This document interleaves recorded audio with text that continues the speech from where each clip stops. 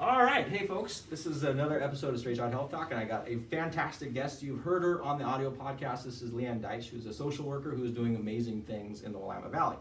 And for this episode, we're going to do a very short segment on stress, what you can do about it, and how she approaches stress in her class, where she works with, against people who have polytrauma, really significant mental health issues, and how she's incorporating this and bringing it in to work with her clients. So, Lianne, wonderful to have you here, as always. Always fun to talk to you. You too. All right, so where do you want to start with this stress? Well, you had asked me at one point in time, Mm-hmm. at what point or how I introduced pain science. Yes. And I start with stress physiology before I even get near pain science. And I learned the hard way to do that. But I do it for several reasons, and it sets a stage. Okay. So one reason is it's a normalizing experience. Mm-hmm. Everybody can relate to stress physiology. So when you have a classroom of people who are new and don't know each other and feel very anxious, starting out with a normalized shared experience starts connecting people, Mm-hmm. right? Brings down kind of a shame of feeling, having isolated experiences. And then we talk about what stress physiology feels like for people, and really listing out the actual, heart racing, rapid breathing, my stomach feels funny, I'm starting to feel, tightness. And then talk about what purposes those actually serve, just like pain serves a function. Mm-hmm. Every part of stress physiology serves a function. So you're really demedicalizing and de-diseasifying human symptoms. Which then de-threatens it. Once you understand, the fear goes away. Yes. Yeah. And working with people with post-traumatic stress disorder, stress Mm-hmm. physiology, it's scary. Yeah. It's really scary because it's attached to incredibly traumatic memories. Mm-hmm. So people understanding what, when I feel this upset of my stomach, it's not because someone's gonna hurt me again. Because blood is leaving the digestive tract Mm-hmm. and going to where I need it in my body, Mm-hmm. because digestion is low priority. So just understanding one's own body, and then talking about the function that it serves, right? And most people will say, well, fight or flight, and we talk about how actually it's action. Right? Stress physiology is preparation for action. Mm-hmm. That can be action for a threat, action for a challenge. And who decides what that is? Then we shift into perception and beliefs. So what I was saying to you before we started the camera is I use your 4 power factors. And in the 4 power factors is distress alternative to eustress, right? Self-efficacy, control, power, passive, alternative to active, and beliefs. Mm-hmm. And we're hitting all of those things just in talking about stress physiology, and then laying the groundwork for talking about pain beliefs. So you're doing that in the first session then. Mm-hmm. And I think that's brilliant, because you're meeting people where they are, but you're also providing immediate buy-in.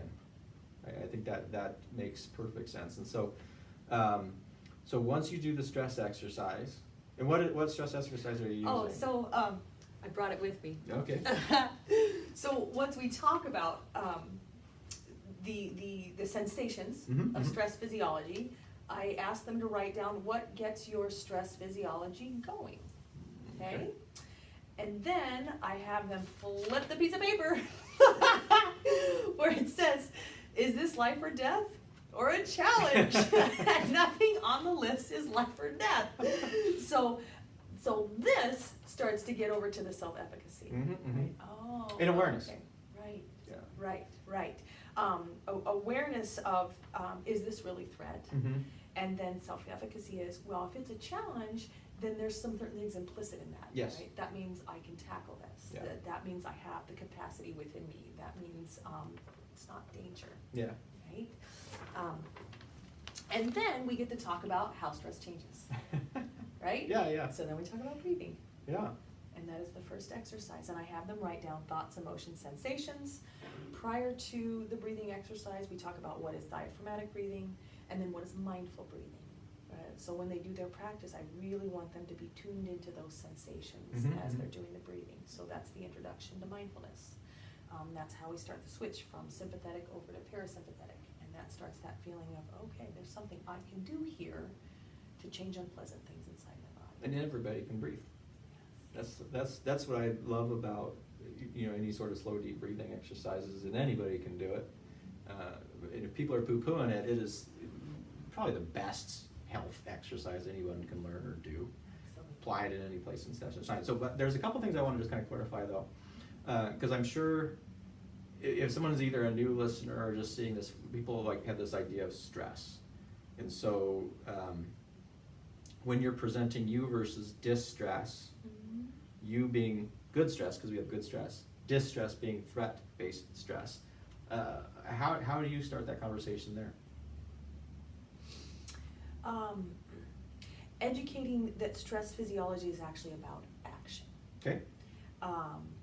And again, looking at the mechanisms and understanding why it is happening, and then trying to provide examples. It can be difficult for people in the room to provide challenge-based examples, especially if their brains have been wired to perceive threat their entire life. That's the connection with that stress physiology. But you know, asking for examples of times when they have felt that sensation and it hasn't been distressing. You know, so I can maybe have a stress physiology sensation and I'm you know, seeing my best friend and I haven't seen them for forever. Yeah. Or going on a first date, or you know, getting exercise. So challenging assumptions of what it means or what it's associated with. That is great. So I want everybody to hear that and recognize how wonderful that is, because you're changing the lens through which they're processing that sensory kind of experience that they're having. And then it's now you're layering on experiential deconstruction, which is really what the pain triangle is all about, is pulling out that sensation and then noticing the thoughts and the emotions behind it as well. And you're doing that in the first session, and you haven't even talked about pain. Right. But it has everything to do about pain, which is, I think, is absolutely brilliant.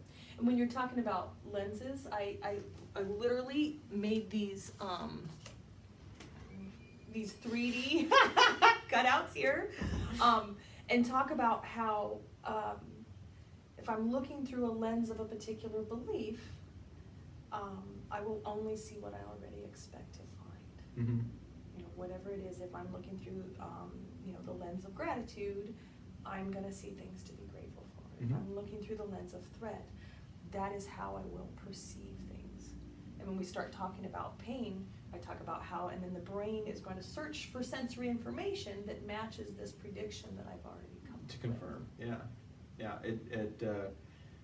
That's such a wonderful backdoor attempt, because so many people get so confused, right? I think and this has come up several times. I've had some emails people about that. How do I start talking about this stuff, or how do I do it with a patient? And the problem is you get so excited you want to just dump. Yeah, you just want to vomit it, and then. And you cause some stress physiology there. Right. No, yeah, I've been sweating bullets in some classes when I didn't know enough to kind of reel it back in and. Well, and sometimes you see their eyes like. Yeah. And then my favorite is always like, and then you can see that you've already checked out, right? And at that point in time, it's like, well, do you just want to end this?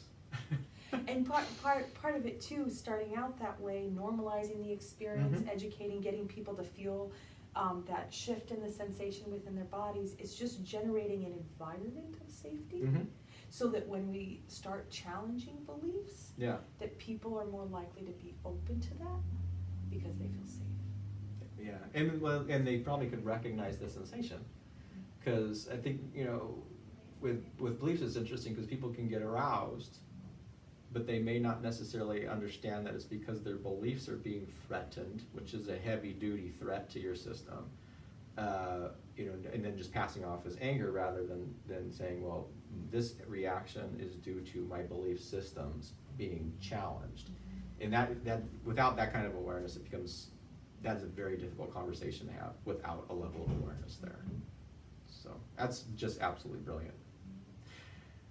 And we're going to end this because this is a quick episode here, and we'll do another one in the future because, as I said, Lianne's one of my favorite people, and I'd love to see how she's taking basically pain science and really helped a number of people. So with that, you have anything else you want to add?